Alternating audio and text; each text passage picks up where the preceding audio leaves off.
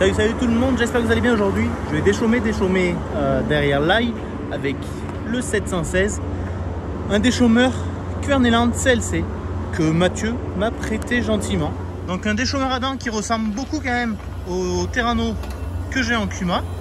Donc là il est monté sans les ailettes pour faire un déchaumage assez profond, pour faire une fissuration. Alors il se trouve qu'il y a une lame de ressort qui est fendue. Donc moi je suis en train de changer cette lame de ressort. Là et dessous aussi. Donc on a la lame de ressort neuve.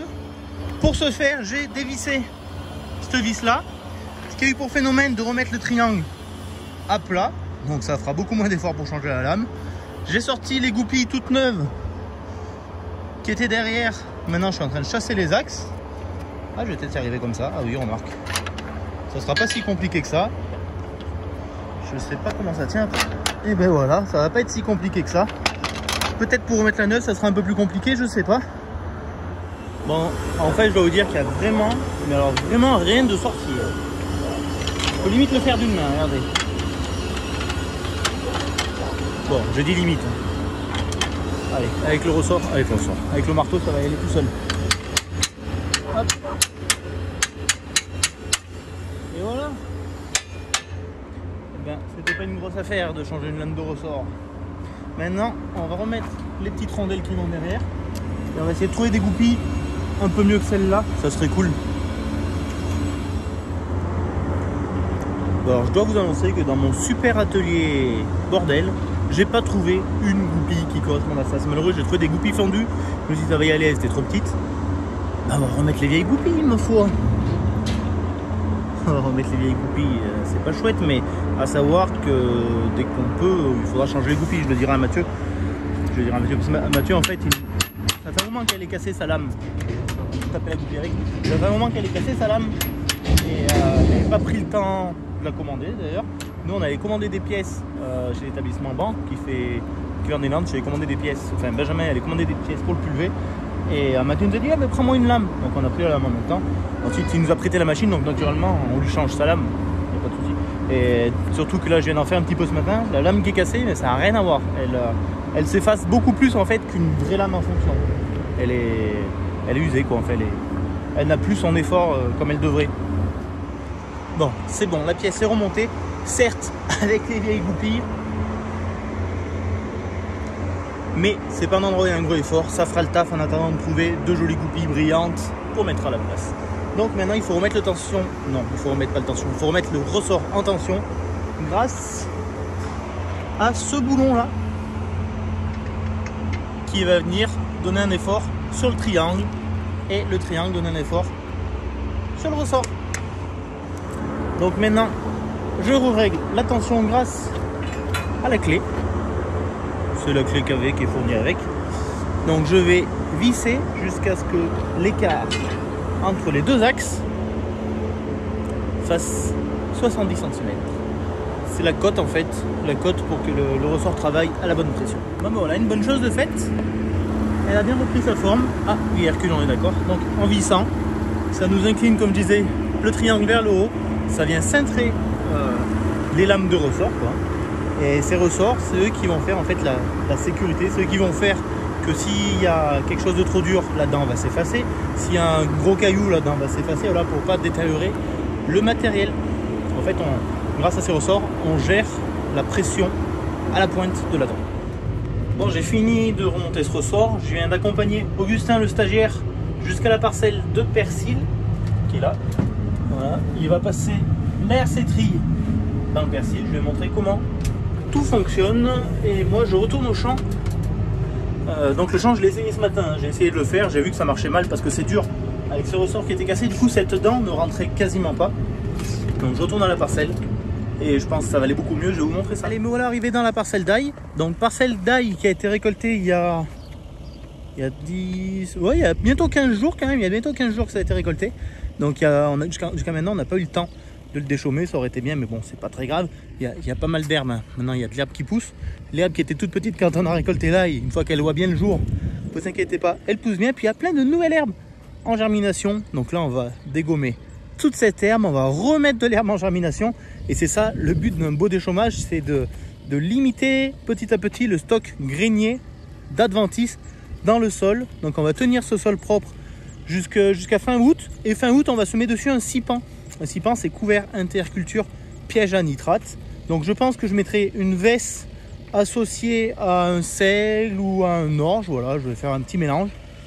Et ce sipan servira donc à piéger les nitrates, comme son nom, donc à retenir l'azote du sol, limiter le lessivage, limiter la battance.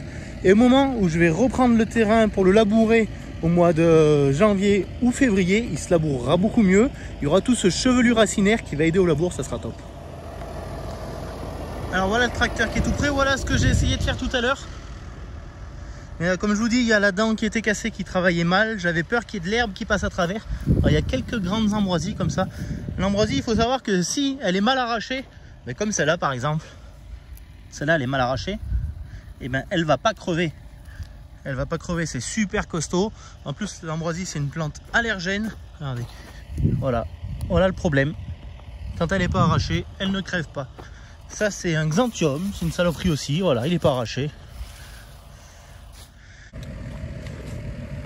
D'où la très grande importance de faire attention au réglage du déchômeur, réglage de profondeur, réglage de pression, de tension des ressorts, pour qu'il y ait, en fait c'est pas le moins possible, il faut qu'il n'y ait pas d'herbe qui passe à travers. Alors là il est dans une configuration, le déchômeur, une configuration où il a les dents droites sans les ailettes.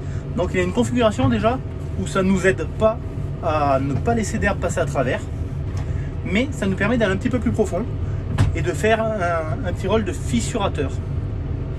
Donc il faut faire un compromis en fait. Alors je me dis que s'il y a quelques herbes qui passent à travers, d'ici 15 jours, 3 semaines, je passerai un coup de déchômeur avec les ailettes pour redégommer les nouvelles herbes qui ont germé depuis et pour vraiment scalper les herbes qui sont passées à travers lors de ce premier passage. Allez hop, on baisse ça.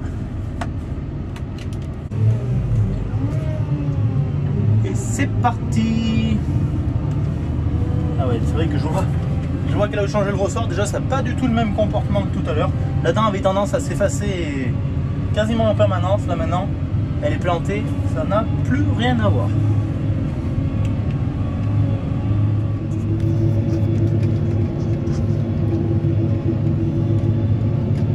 Le comportement du déchômeur est carrément meilleur. Le travail est beaucoup plus régulier. Je pense qu'on plante à peu près à une bonne quinzaine de centimètres là. Je pense que je suis plutôt à 15-20 cm. Donc ce qui est tirant, mais j'ai mon rôle de fissurateur, je suis bien content. Parce que c'est vrai que derrière l'ail, la parcelle est plutôt compactée. Pourquoi? Parce qu'on a planté l'ail, on a mis l'engrais sur l'ail, on a fait des passages d'hercétrie, on a fait des passages de bineuse, on est passé pour récolter donc avec les récolteuses, avec le télescopique et les palox. Voilà, on a fait nombre de passages incroyables. Donc notre structure du sol là, elle est plus bonne du tout une fois qu'on a récolté. Donc là on va le restructurer en fait, tout simplement.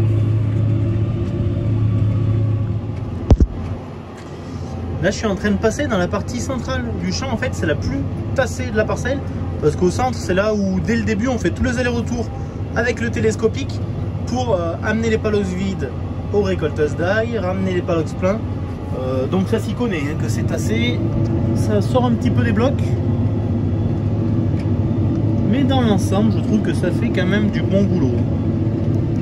Toute cette partie là avec l'herbe qui a déjà pas mal repoussé en 15 jours, ça va vraiment faire du propre. Il y en a besoin. C'est vrai qu'en bio, on fait beaucoup de déchômage. On va faire 2, 3, des fois 4 déchômages jusqu'à fin août pour toujours tenir les champs propres. Comme je disais, enlever un maximum de stock grainé des mauvaises herbes qui est dans le sol. Là j'ai du dentura, j'ai du xanthium dans cette parcelle. Alors elle était propre à la base, mais on a aussi le phénomène que les moisseuses batteuses, quand elles moissonnent chez un voisin ou chez quelqu'un un champ qui est sale, où il y a du datura xanthium, ça se voit tout de suite.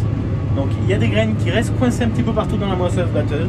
Quand la moissonneuse batteuse arrive chez nous, et ben elle commence le champ et il y a toutes ces mauvaises graines qui viennent tomber dans notre champ et qui nous dégueulassent le champ. Ça c'est la vie, on peut pas y faire grand chose. C'est pas la faute de l'entrepreneur. Moi j'étais chauffeur de moissonneuse batteuse pendant 13 ans quand je finissais un champ où je savais qu'il y avait beaucoup de mauvaises herbes, beaucoup de graines collées à ma batteuse, on prenait le temps de souffler la batteuse, souffler les recoins pour faire tomber des graines. On en fait tomber 90%, mais il y a toujours qui reste coincé derrière les battes du batteur, coincé sous les grilles, coincé dans les élévateurs, enfin, peu importe. Il y a toujours de la petite graine qui est cassée un peu de partout. Et on a beau se battre pour garder des parcelles propres, au final, et ben, une simple moisseuse batteuse, ça peut nous salir la parcelle. Ah, c'est vrai qu'avec un déchaumeur de 3 mètres, c'est pas là du tout qu'on a le plus grand débit de chantier, mais ça nous permet d'aller un petit peu plus profond, de faire donc un beau travail de fissuration pour aider le sol à se restructurer, comme je disais. Au final, je suis assez content quand même du job que ça fait du bon travail. Donc je continue comme ça, j'ai mes 6 hectares qui étaient en ail à déchaumer. Sur ces 6 hectares, il y a 2 hectares qui seront semés en basilic dérobé et 2 hectares sur une autre parcelle aussi qui seront semés en basilic dérobé. Donc il y aura 4 hectares de basilic dérobé. Ces 4 hectares, après le passage du CLC, je vais y passer, je pense, un coup de route à labour et un coup d'enfouisseur de pierre pour affiner la terre au maximum et semer le basilic là dans les plus brefs délais. Un petit coup d'irrigation et comme la terre est chaude, il devrait lever très vite. Allez, sur ce les amis, je vous laisse. J'espère que cette petite vidéo vous a plu. Si vous n'êtes pas encore abonné, je vous conseille de vous abonner, c'est très fortement conseillé. Je vous dis à très bientôt dans une prochaine vidéo. Allez, ciao ciao.